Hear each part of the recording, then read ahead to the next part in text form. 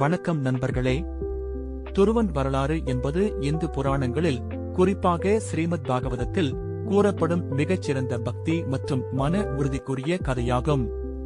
இதனால்தான் வானில் என்றும் மாறாமல் இருக்கும் வட துருவ நட்சத்திரத்திற்கு துருவ நட்சத்திரம் என்று பெயரிடப்பட்டது.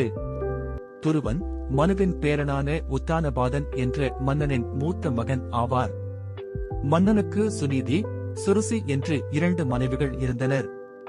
மூத்தவள் சுனீதியின் மகன் துருவன், இளையவள் சுருசியின் மகன் உத்தமன். மன்னன் உத்தானபாதனுக்கு இளைய மனைவி சுருசி மற்றும் அவளது மகன் உத்தமன் மீதுதான் அதிக பாசம் இருந்தது. ஒருநாள் 5 வயது சிறுவனான துருவன் தன் தந்தை உத்தானபாதனின் வழியில் அமரச் சென்றான். அங்கிருந்த சிற்றன்னை சுருசி அவனைத் தடுத்து, நீ என் வயிற்றில் பிறக்கவில்லை, அதனால் அரசனின் வழியிலோ அரியணையிலோ அமர உனக்கு தகுதியில்லை.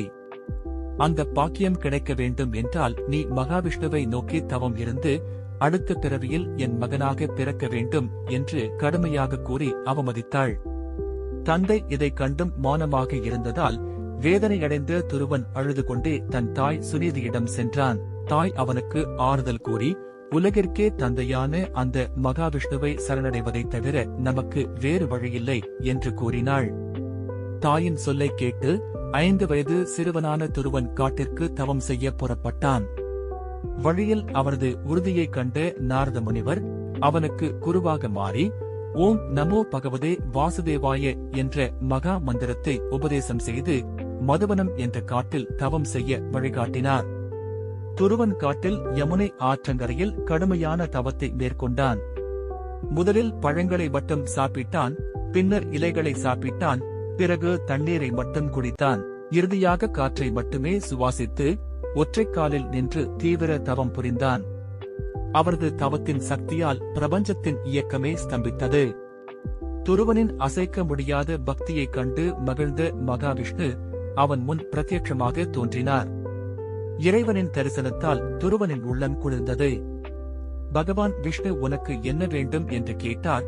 அதற்கு துருவன், தந்தையாகிய பரம்பொருளே, நான் தங்களுடைய வழியில் அமர வேண்டும் என்று குழந்தை தனமாக வரம் கேட்டார்.